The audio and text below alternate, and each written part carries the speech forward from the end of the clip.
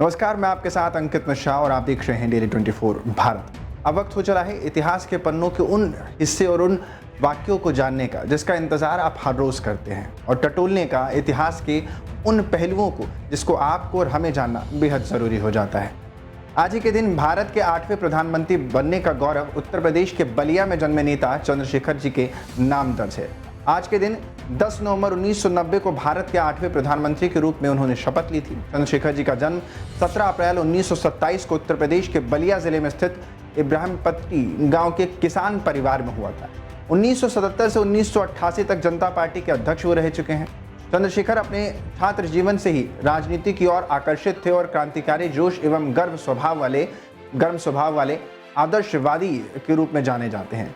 इलाहाबाद विश्वविद्यालय 1950 से 51 के दौरान उन्होंने राजनीतिक विज्ञान में अपनी मास्टर डिग्री करने के बाद समाजवादी आंदोलन में शामिल हो जाते हैं। उन्होंने आचार्य नरेंद्र देव के साथ बहुत निकट से जुड़े होने का सौभाग्य भी उनको प्राप्त है। वो बलिया में जिला प्रजा समाजवादी पार्टी के सचिव चुने गए। 1 साल के भीतर वे उत्तर प्रदेश में राज्य प्रजा समाजवादी पार्टी के संयुक्त सचिव भी बने। 1955 से 1956 में वे उत्तर प्रदेश में राज्य प्रजा समाजवादी पार्टी के महासचिव बने।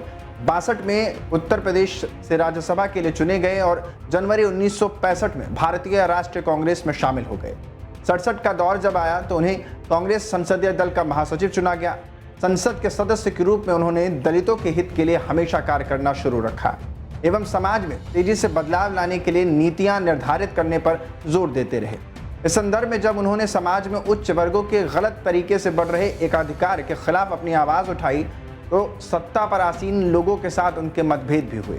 वो एक ऐसे युवा तर्क नेता के रूप में सामने आए जिसने दृढ़ता, साहस एवं ईमानदारी के साथ निहित स्वार्थ के खिलाफ लड़ाई लड़ी। दिल्ली से प्रकाशित साप्ताहिक पत्रिका यंग इंडियन के संस्थापक एवं संपादक भी वो रहे हैं। इसका संपादकीय अपने समय के विशिष्ट एवं बेहतरीन संपादनों में से एक हुआ करता था। आपातकाल मार्च 1977 से 1975 के दौरान यंग इंडियन को बंद कर दिया गया था।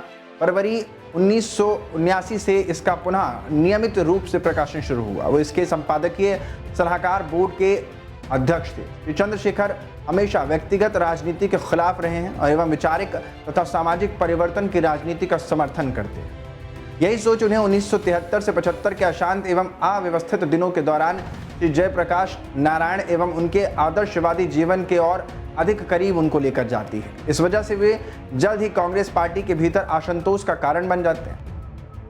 25 जून 1975 को आपातकाल घोषित किए जाने के समय आंतरिक सुरक्षा अधिनियम के तहत उन्हें गिरफ्तार कर लिया जाता है, जबकि उस समय वे भारतीय राष्ट्रीय कांग्रेस के शीर्ष निकायों, केंद्रीय चुनाव समिति तथा कार्य समिति के सदस्य थे।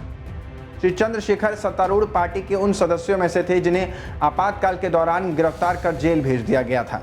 वो हमेशा सत्ता की राजनीति का विरोध करते थे एवं लोकतांत्रिक मूल्यों तथा सामाजिक परिवर्तन के प्रति प्रतिबद्धता की राजनीति को महत्व देते आए थे। आपातकाल के दौरान जेल में बिताए समय में उन्होंने हिंदी में एक डायरी लिखी थी जो बाद में मेरी जेल डायरी के नाम से प्रकाशित हुई। सामाजिक परिवर्तन की गतिशीलता को देखते हुए उनके लेखन का एक प्रसिद्ध संकलन भी माना जाता है। श्री चंद्रशेखर ने 6 जनवरी 1983 से 25 जून 1983 तक दक्षिण के कन्याकुमारी से नई दिल्ली में राजघाट यानी महात्मा गांधी की समाधि जिसको कहते हैं, यहाँ तक लगभग 4260 किलोमीटर की मैराथन दूरी पैदल यानी पद यात्रा तय की थी। उनके इस पदयात्रा का एकमात्र लक्ष्य था लोगों से मिलना एवं उनकी महत्वपूर्ण समस्याओं को समझना।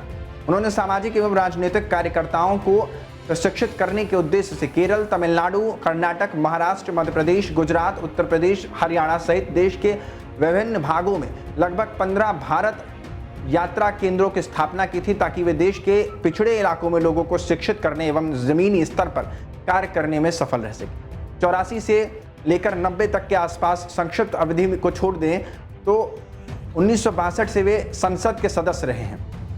उन्होंने अपने गृह क्षेत्र बलिया और बिहार के महाराजगंज संसदीय क्षेत्र से चुनाव लड़ा और दोनों ही चुनाव जीते। बाद में उन्होंने महाराजगंज की सीट जो थी वो छोड़ दी। श्री चंद्रशेखर का विवाह श्रीमती दूजा देवी से हुआ है। उनके 2 पुत्र हैं, पंकज और नीरज। ये हमारे पूर्व 8वें प्रधानमंत्री का इतिहास है जो आपके लिए और हमारे लिए जानना बहुत ज़रूरी हो जाता है। आज के लिए मुझे दीजिए इजाज़त। कल फिर होगी मुलाकात इतिहास के एक नए किस्से और पन्नों के साथ।